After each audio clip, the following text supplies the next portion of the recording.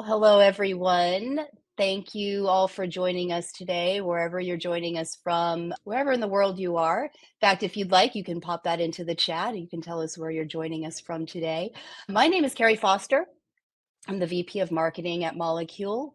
And today we will be talking about the subject of interoperability of your risk systems, which is indeed a very popular topic because while one could argue that it's a fundamental need, it's still very much a challenge within many trading organizations. And you're probably using a plethora of systems across your trading operations with even a handful of those dedicated to risk management. We have a lot to talk about today. So I'll introduce our esteemed panelists and our moderator. Gary Vasey is the owner of Comtech Advisory, and you may be familiar with CTRM Center and the CTRM market reports that they produce every year. And he'll be moderating the discussion today. Stephen Broad, who is head of product and solutions at cQuant. Ben LaFleur, who is head of professional services at CubeLogic. And last but certainly not least, Samir Saleja, the CEO and founder of Molecule. Welcome, everyone, and I'll pass the baton to Gary. Hello, welcome everybody to this, what I'm sure will be a fascinating webinar. And in the 25 years that I've been involved with CTRM and risk management software in the commodities space, this has been one of those questions where people are looking for the holy grail. We've gone from single supplier to best of breed type discussions, and these days, because of advances in technology and the cloud and software as a service, we've gone to the monolith to the ecosystem in the cloud discussion. And I think that today we'll touch on some of those points. And to get started, I think what I'd like to do is go to Ben and ask for you, Ben, what are the benefits of multiple cooperative systems versus a single system? Specialization, mostly, right? So it's kind of a pretty ambitious goal to be the best of breed of just one thing. Anyone who's ever tried to use a Swiss Army knife for more than cutting things understands this, right? It's much better to have a good knife and a good pair of pliers and a good screwdriver than to try to have one tool that just does them all okay. So the best solutions that we've seen kind of involve, systems that are especially good at the one thing working together well with good integrations. So it's a hard, like you were saying, it's a hard holy grail to chase after, but when you get it, it's worth it. And so, Samir, if interoperability is as complex as people seem to find it, what do you see that enterprises are doing to combine the data they need and get the full view of things like positions, for example? Yeah, so in cases where an enterprise doesn't have one system to rule them all, which is almost everyone, we see people building their own data ecosystems, typically data lakes, extracting as much raw data as they can from each of the related systems and then sort of mashing it together to get a full position view. It's actually a pretty good way to get it done. Well, one system to rule them all, and you can just say Excel. Yes, exactly. Moving on to Stephen, how does portfolio analytics provide better insights than project analytics? That's a great question. And, Samir was just describing a thing that people try to do to come up with the analytics that they need. But one of the kinds of things that they often miss or don't ever get to in the process of doing that, if they've taken this sort of self-service approach, is getting to the portfolio analytics solution.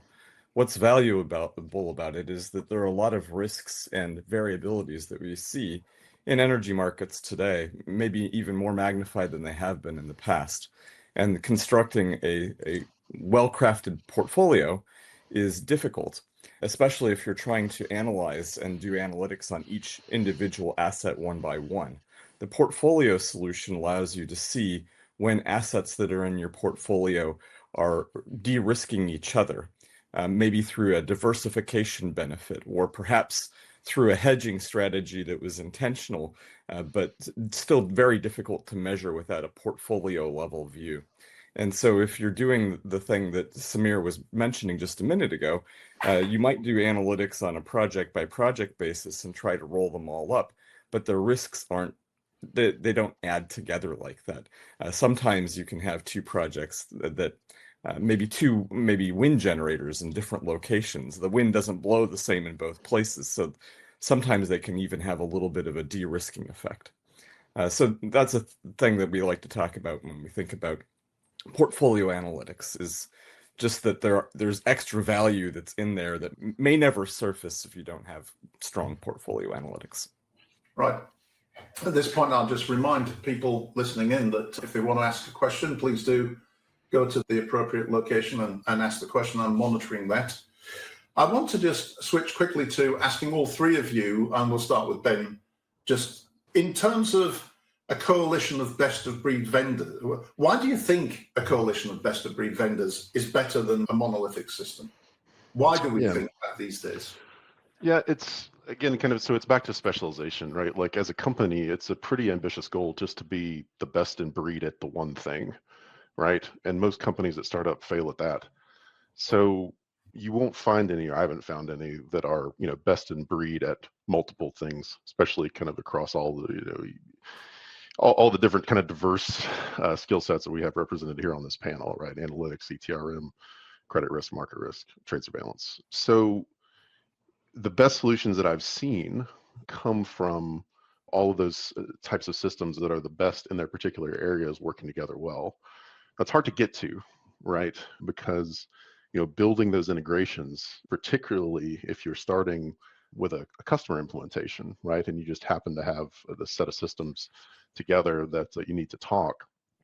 There's a lot of communication barriers to overcome, right? Everyone who's ever done a software implementation knows that, you know, you spend the first part of the project just learning to kind of speak the language. Yeah. So it's, you know, a coalition of vendors kind of implies to me that it's something that's set up, you know, ahead of time. And so you can skip over that, you know, pain in the beginning of the project of getting these people to work together well. Samir, what's your view on that? Yeah, I mean, I think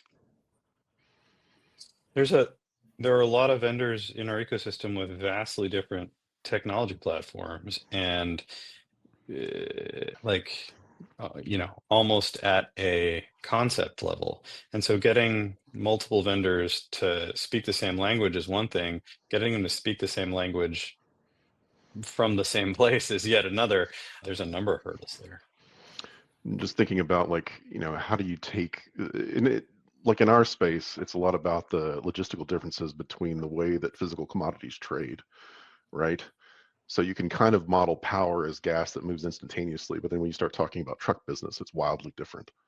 So overcoming those differences and finding a common way to talk up front could be a really powerful thing in terms of speeding up implementations and making them more reliable. Yeah. Stephen, what do you have to add to that? So I think that there's another interesting piece to this, which is that what each of these types of solutions do with the data and what the data means may be a little bit different. An ETRM system is oftentimes very focused on being a single source of truth, whereas an analytics system might allow for hypothetical variations on that. And very often those hypothetical variations are extremely important because a person wants to know, yes, there is one system where the truth is recorded, but then there's another system where they can imagine some other kind of alternative outcome. And that's what analytics are for.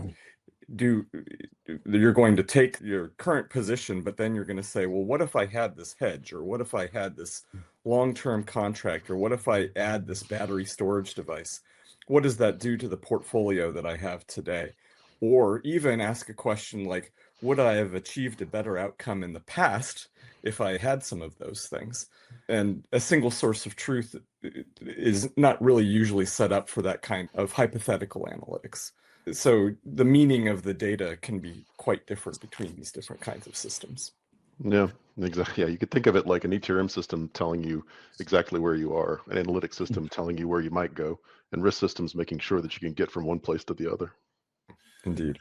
In terms of having a coalition of vendors, I assume that part of that is each of you guys getting to know the others and pre-preparing for being integrated at a customer site. Stephen? So, I mean, if you were to just look around and find the, you know, a set of vendors that you identified as being highly acceptable, they may or may not have a relationship with each other. And then, you know, your data remains siloed in the activities that they were until those barriers are brought down. One of the advantages here is that the team that you see assembled before you, we want to work together, and we are working together. And we have a history of doing that sort of thing. So we're ready for the challenges and helping people navigate through that interoperability framework. And that's actually quite an important addition to the framework. Actually, Well, to be sure, even, oh, sorry, go ahead. Sorry, Samir, but just before we move on to you, there's an interesting question actually targeted at Steve, which is, where is the greater value, single source of truth or hypothetical futures? I think that the greatest value is actually in being able to do both nimbly. And so you always have to, it's sort of like the metaphor we were describing a minute ago. You always have to know where you are on the map, but where you are doesn't tell you where you're going. You always got to be able to try to think about directions you could go and destinations you could get to. But just knowing the destination by itself isn't the answer either. The combination of the two is really the powerful thing that allows a company, an energy company, to express a vision and to go after that vision without having to worry that some risk is, you're unaware of some risk. Having a holistic view of both your current position and the trajectory you're on to get to your destination, that's really the valuable thing, in my opinion. And Samir, you were going to say, sorry, before I interrupted. No, I mean, I think the value, I agree with Stephen, and I think the value of each of the types of systems comes from a different perspective, right? The value of an ETRM is not in being able to poke at it, it's in that it's always right, and that it models things correctly, and that it's, you know, fast enough and it gets you the answers you need very easily. That's very different from the value of another type of system. What I was going to say, Gary, is that even when vendors of complementary products want to work together, as Stephen can probably attest, it's hard. You've got to get entire organizations aligned, because I think there's been a lack of discipline in our industry where everybody wants to claim to do everything. Yeah. And it seems to me that what the three of you are suggesting is that integrating a set of applications, even if it's in the cloud and open APIs and all of that good language, it's still more than a technical issue. It's an issue of understanding the strengths and weaknesses and the purposes of the different applications that are involved. Ben, do you have any thoughts on that? Just the technical barriers are coming down, right? I mean, that's the benefit of a lot of these newer technologies that we're seeing. That the hard part is not the tech stuff anymore. I mean, it's almost not even, I mean, it's there, but it's not worth mentioning almost. It's the figuring out what data needs to come out of what system and what format at what granularity, right? And getting all that correct. That's the hard part. So that leads me on actually to what technologies then exist currently that are making it easier to accomplish the end goal of integration, Ben? There's all kinds of stuff. Databricks, Boomi. I mean, we could give lots of companies free advertising, I guess. But the point of it is that there's many different products that exist now that are, you know, essentially not eliminating. I don't want to discount the effort, but pretty much bringing down those barriers between the systems. It comes down to whether or not the groups who are in charge of those systems will, you know, let you do direct queries out of them, right? That's a big thing. Don't mess with my batch speeds. And then, you know, just figuring out what each of the different parties needs. And like we were kind of getting at earlier, having those conversations up front before projects start really can save a lot of time in the project, because you spend some time just learning the common language, how to talk to each other. I mean, just something as simple as which people to talk to at which company for what you need. And then the actual, queries, whatever, to get the extraction logic, rather, to get the data out in the format that your partners can consume. To what extent does business process come into it? Not just data, but what about where you've got a situation where you've got a back and forth and a business process that requires some iteration between two solutions? Any thoughts on that? My first thought Go ahead, about Samir. that is that, my first Sorry, thought Steve. about that is that there's some difficulties there. And one of them is that if you have two products that are not built to interoperate or haven't pre-considered interoperating, a lot of times there's a significant IT project on site where a bespoke integration between the two vendors is being undertaken. And the number of times that I've seen that happen, almost always the integration project goes over budget, and the analysts don't actually get the information that they originally wanted, not because of anything other than it's really hard to do this. And if you're an IT specialist at an energy company, you don't know the inner workings of platform A and platform B, whatever they might be. And so you're constantly in communication with both of those groups. They may or may not understand your broader vision for integration, so they have a difficult time helping you. And so, that's one of the great values of having vendors that have actually got some agreement between them, because they are planning for that. Yeah, I think I told you guys earlier that I've had a direct experience even 20 odd years ago of a problem where I was working for a vendor at that time, and a customer bought our solution, which was an ETRM, and they bought a risk system from a different vendor. And they got really good bargains for the two pieces of software. I don't think it totaled more than $250,000. And I was called in after about 6 months, and it was explained to me that they'd already spent $1.5 million trying to make the two systems work together. So this is a problem that has a long history in the industry. But I do feel as an analyst that the technology advancements that we've seen are really helping us get to the bottom of it. And I thought, Samir, are there any companies that you're aware of that have tried to bridge the gap, either with a product or by building or advocating for a standard? Because that's the other way of doing things, I suppose.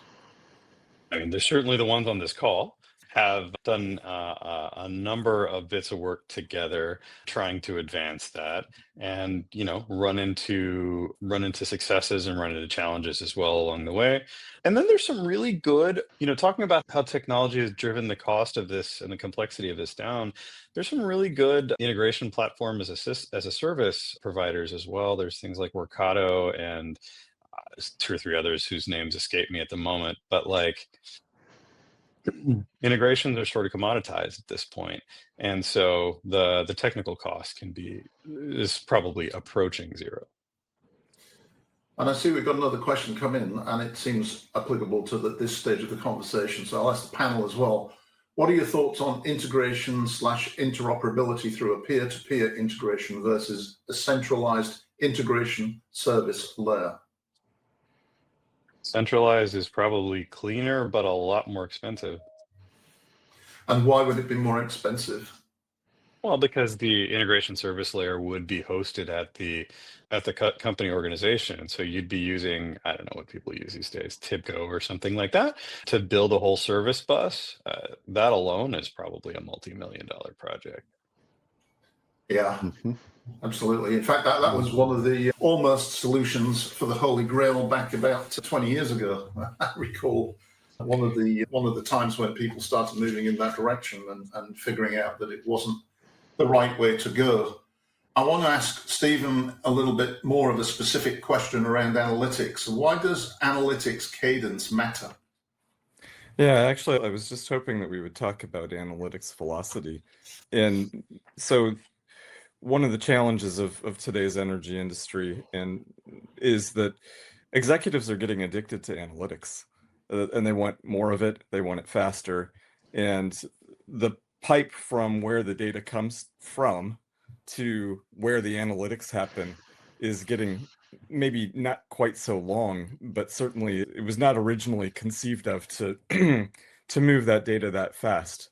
And so achieving the kind of velocity, if an executive team is looking for really deep and insightful analytics on a daily or hourly basis, it's a challenge to accomplish that. And it's very difficult if you don't have a coordinated interoperability framework like the one that we're describing here to achieve that kind of velocity. I've talked with some energy companies recently who've told me things like, well, they have the data, but it doesn't make its way through the system with all the valid checks for X number of days. And my management team wants a report on this, but it hasn't even been finalized in this other system over here.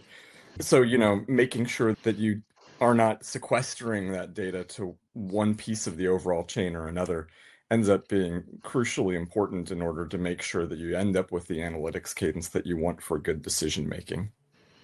And the appetite for complexity too is also an interesting challenge, right? So we've gotten requests from everything from, executives who want to see full transparency, show your work, everything, to ones that just want to see a green thumbs up or a red thumbs down. That's correct.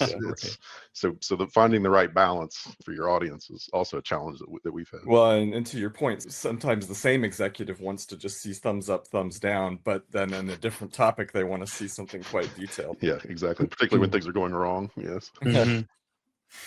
Well, one thing that we've been seeing is it's not, this breaking down of silos is an organizational thing as well as a systems thing. So the industry is changing. I mean, we're seeing traders become more quant guys and programmers, and we're seeing some of the barriers within organizations or some of the silos breaking down in order to optimize, streamline, reduce inefficiencies, and reduce operational, risk.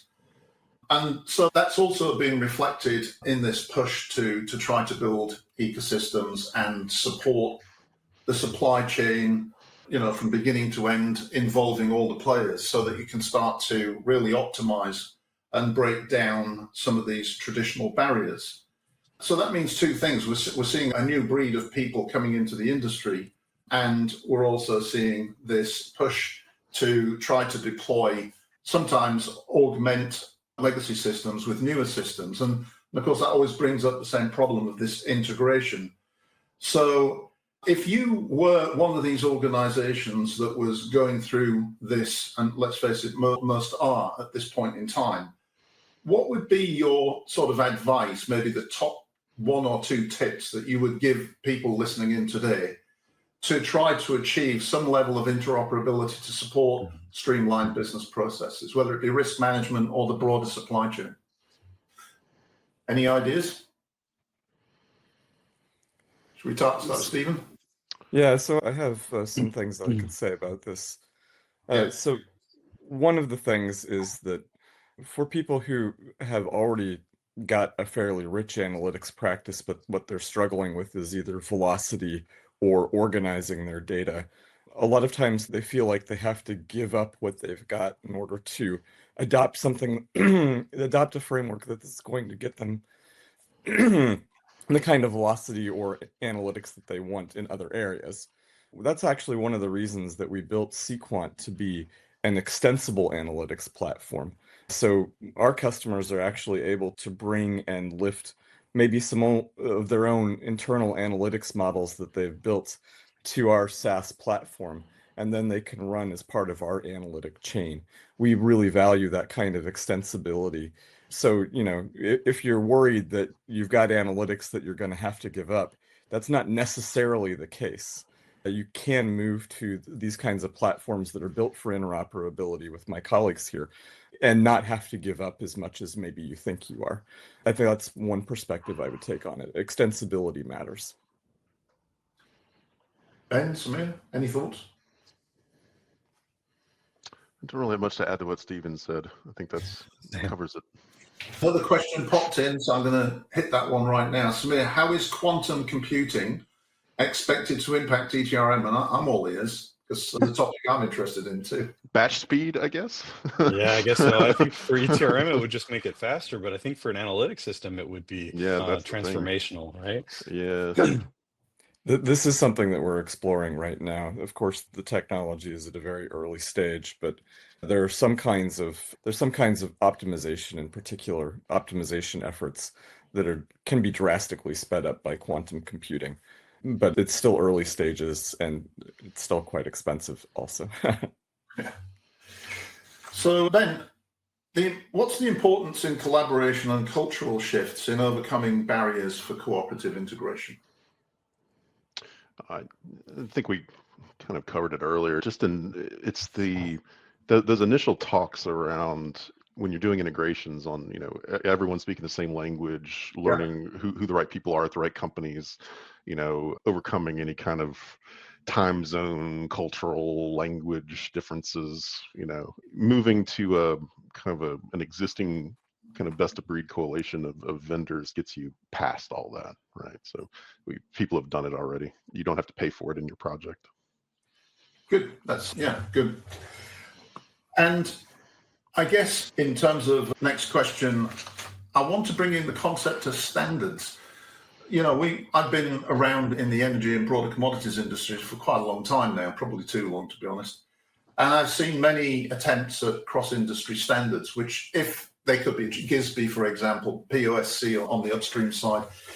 If people could get to agree standards, that would certainly aid in interoperability and streamlining business processes. But I kind of want to ask to what extent are standards important in interoperability? And Samir, what would it take to incentivize companies in energy, for example, to build and stick to a standard? I think standards would make it a lot easier. I think the incentive would have to be something like what makes a network effect work, which is everybody else is already on the standard. So really the challenge would be getting the first few off the ground. First pebble in the avalanche. Yeah. That's right. Why I think I have my views, but why are standards so hard to achieve in our industry? Oh, because there's no incentive, right? Yeah. It's like you said it earlier, right, Gary? It's like everyone's claiming they do everything, so why would I need to talk to anybody else? Isn't the incentive, though, what we're talking about? Easier, cheaper interoperability and more streamlined business processes? That's like telling certainly. equity investors that they should invest for the long term as opposed to the next quarter, right? For those crypto guys. Yeah. I tend to think that many in the industry believe that the way they do things is strategic or somehow gives them a competitive advantage, and they don't really want to move to a standard that might eliminate that. And I think commodity trading is particularly one where it's those little different ways of doing business that often generate the most margin. So there's a resistance to it. And since there's a resistance to standards, you're back to technology and you're back to how do you bring all these solutions together? So, any more comments on the technology or the approach, if you're one of the people listening in today and you're facing this issue of how do I make system A work with system B? Any more advice for these people? Well, it's interesting about the standards. So, think about this, like it makes products less sticky, right? So who are you dependent on to build the standards? Vendors, right? Because the vendors have to use them to talk to each other. Correct. If I build a standard that makes it easy to replace my system with somebody else, then everyone has to compete on execution. And I'm fine with that. I'd like that actually, but a lot of people aren't. Right. So there's multiple barriers there. It's multiple barriers. So I think in thinking about standards, one of the interesting cases in point is the Common Information Model, the CIM, that was introduced for data communications in Europe a few years ago. I've spoken to some of the folks that were instrumental in building this standard, and they'll tell you that it was quite valuable for a number of different kinds of communication. But a challenge of these kinds of standards is that initially they have a particular goal, and then maybe the people who adopt the standard want to use that standard for something that was not really originally the goal. Or, well, I'll get to that in just a second. So, when I spoke to the people who originated the CIM, what they were telling me is that they designed it so that data could be communicated from party to party in a relatively neutral way that was relatively low cost. But once the data started being communicated that way, people wanted to store it that way. And it wasn't really a protocol that was designed for storage. This is coming back to what I was talking about earlier, where you have an ETRM deal capture system that wants a data structure that gives them a record of the truth with vintaging and auditability and some of these other things. And then you have another world where people want sort of hypothetical analytics capability. Is there a data structure that bridges that gap? And usually what happened in the case of CIM was, well, I don't want to claim to be an authority on that, but what I saw happen in that process was a protocol that was pretty good at communicating particular information between counterparties, say, for example, a transmission owner and an ISO or something like that, right? And the same model that was good for that wasn't very good at being the primary source of data storage for everything. And so people tried to extend CIM to make it a repository for everything. And the moment that they started doing that, they ended up customizing it in strange ways that were consistent with the original vision for CIM, but particular to themselves instead of being somehow universal. And that's where these kinds of standards break down. They usually are pretty good for the purpose that they were built, but one ring to rule them all, that's an elusive thing. And once you have it, you probably wish you didn't, because it can also end up really eroding agility. And I guess that brings us to another question for you, Stephen, which is, why do I need a specialized energy and risk analytical software application in the first place? I think we've touched on many of the points, but if you can summarize that, it's useful. I'll try to summarize real quick. So number one is you want to be able to study hypothetical futures that aren't your current reality. And you want to be able to do that with a lot of agility. Number two is you want specialized analytics to help you identify things like hedges or things like portfolio additions that are going to matter and solve problems for you and be economically efficient.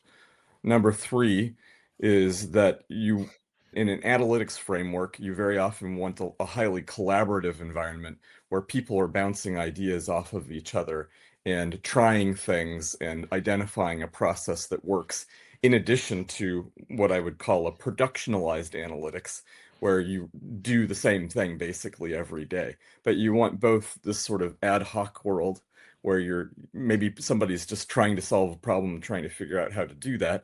And you also want the proceduralized world where every day I get my risk report on my executive's desk at the same time.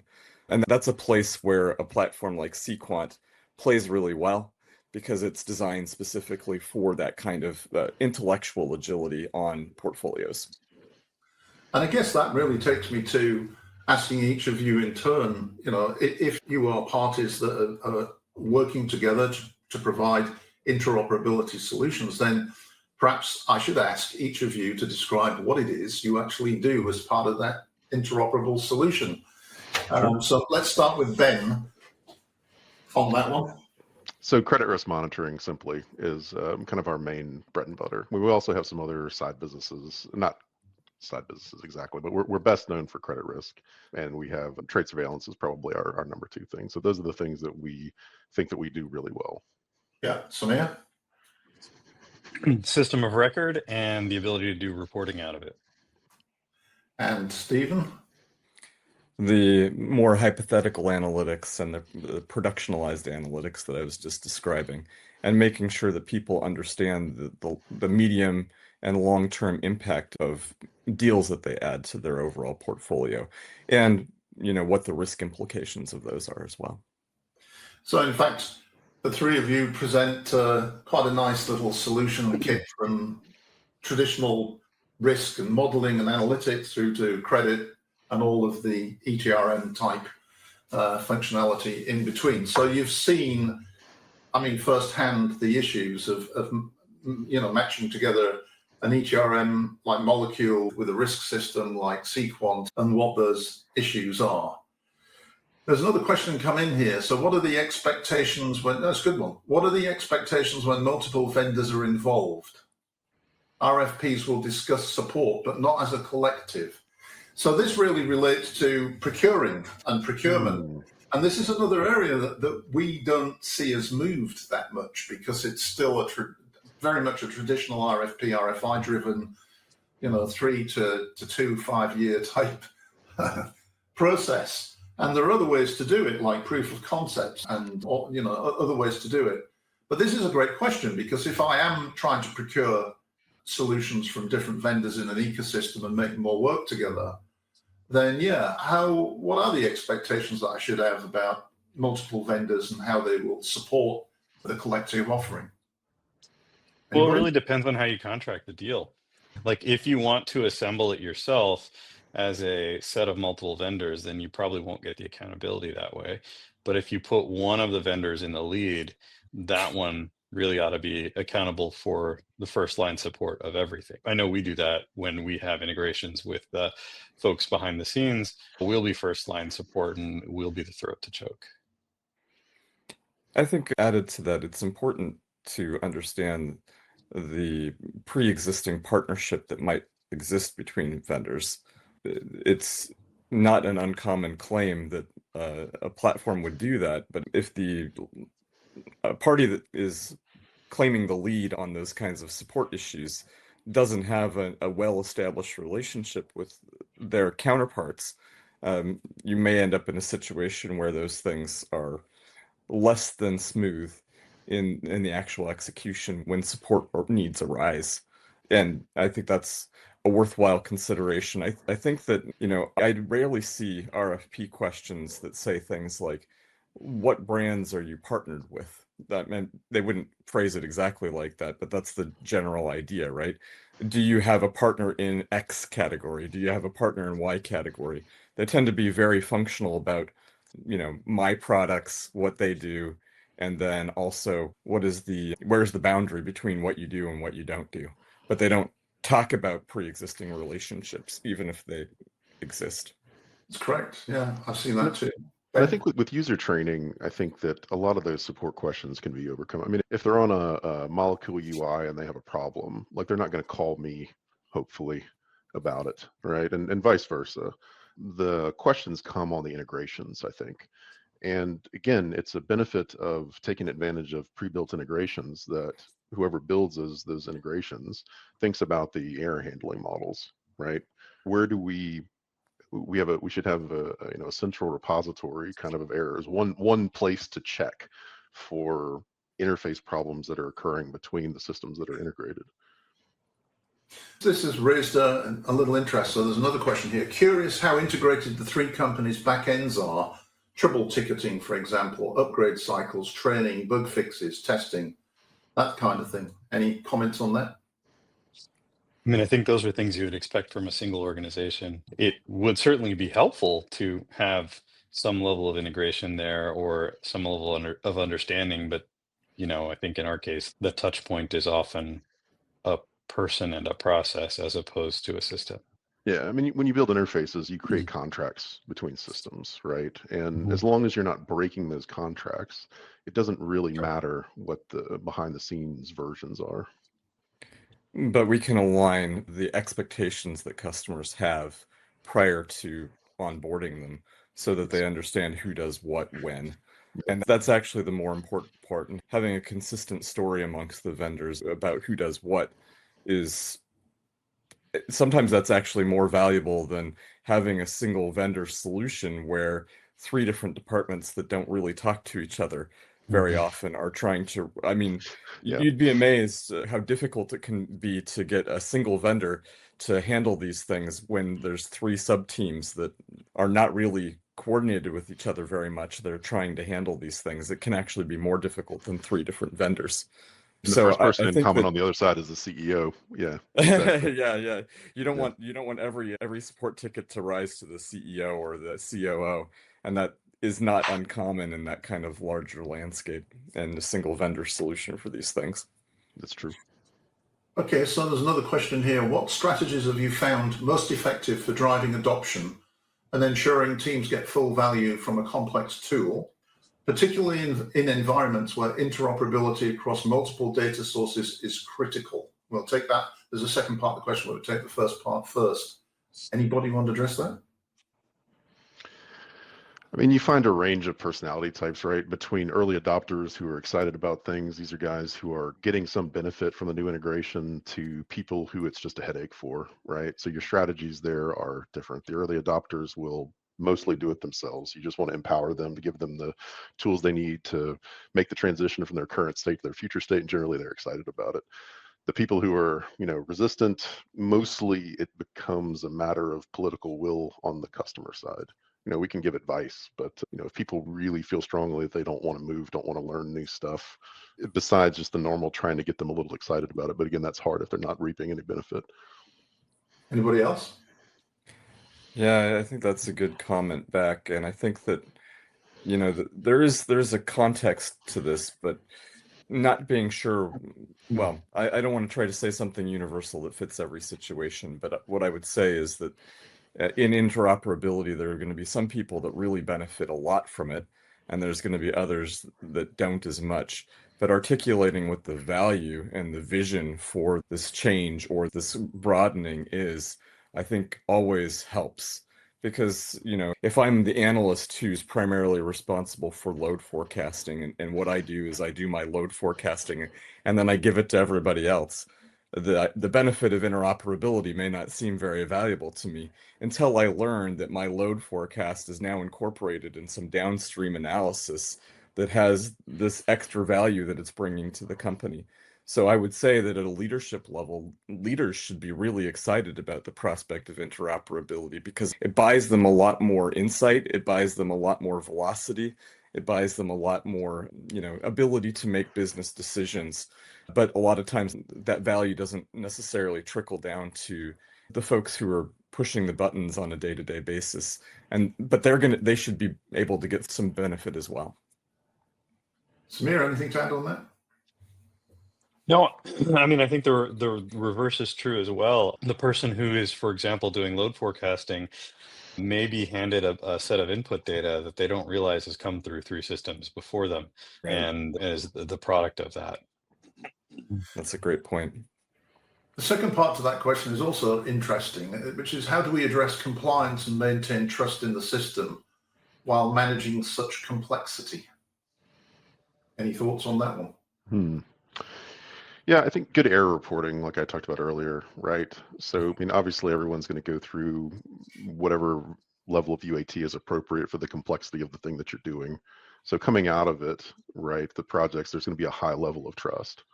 Maintaining that trust by providing consistently good, reliable results is probably the harder thing. You get a year, 2 years down the road, and people get more complacent. So you need really good kind of error reporting frameworks. And then also, when things change, you start trading new types of trades or whatever, the new types of instruments, the process should be just as rigorous as it was during that UAT. And that's something that we see a lot that kind of falls down. We'll spend 3 years on a project getting everything exactly right. Then you start trading, unicorn rainbow options or whatever, and they just sort of add the trade type and move on, right? And without that kind of rigor of analysis. So that's the big thing to me, is the follow through. Okay, we have another question here as well. Is there alignment in implementation approach, e.g. a cookie cutter to begin with which to begin, timeline, data testing, etc.? Or is this a case of each entity implementing itself? And I think that there is, what exactly that is. I think we'll probably not go into those details necessarily, but I mean, when we have 3 parties like ourselves that each know what our responsibility is, what our deal is, it does make it quite easy for us to work together to implement. And, when we've done some pre-work on integration, that also makes it easier as well. So I think that there is the places where I'm going to focus on some places where it's not cookie cutter, because any energy company that I go to is going to have a slightly different mix of assets or slightly different volume of assets. We serve some vendors that have maybe less than 100 things that would go into their deal capture and asset sort of system, and then we've got others that have more than 500,000. It ranges all over the shop in the way that we would integrate or implement somebody who has this massive portfolio versus a much smaller portfolio is different. Sometimes because the folks that have the truly massive portfolio already have some sort of system. It's just a matter of transitioning it from some sort of system to a robust system. Whereas the folks on the other end of the spectrum, they may, I mean, I've seen cases where they had all their contracts written down in paper form, and they had to transition from paper to digitalizing in order to do that. It's not, I'm not saying that any given one of them might be that case, but you first have to understand where their data presently is and how you're going to get it into our combined platform. So there is, I mean, there's that part can be quite bespoke, but then once we've got it into a platform, then how it interacts is much more cookie cutter. Anybody else on that? No. Well, I think one of the things I've learned from this, listening to the three of you, has been fascinating, is in terms of, why go for pre-built ability and integration? And it seems to me that what you're all saying is that, it's feasible to software in the cloud, ecosystems in the cloud, pick some different apps and make them work together. But if the companies involved, the vendors involved are already working together and cooperating, then you get some incremental benefit. And it seems to me those incremental benefits you've suggested are in the areas of the support processes and even on the implementation side to some extent. Certainly in terms of understanding the functional scope, where the right place for things to happen from a functional point of view actually lie. And also in terms of the sort of technical integration as well, which to some extent can be pre-planned and pre-done. Have I missed anything? Is there any other benefits that you can think of in terms of this pre-integrated solution set? Well, they get to work with us. We're pretty great. It's a good one. Good point, Ben. Thank you. Okay, well, I think we're coming to the end, and there are no questions from the audience that I've got. And I think I kind of summed up some of the things that I've learned, and I've been fascinated by some of the answers, and I've learned some things myself this afternoon. So I'll hand it back to Carrie now to take us to the end of the webinar. Thank you, Gary. And wow, what a great discussion. Thank you for the excellent questions. I just hope this webinar has been enlightening and helpful for you. I'd like to thank all of our panelists today for the insightful discussion. Gary, Stephen, Ben, and Samir, and an especially big thanks to all of you for joining us from wherever you are today. Have a great rest of your day. Thanks so much. Everyone. Take care.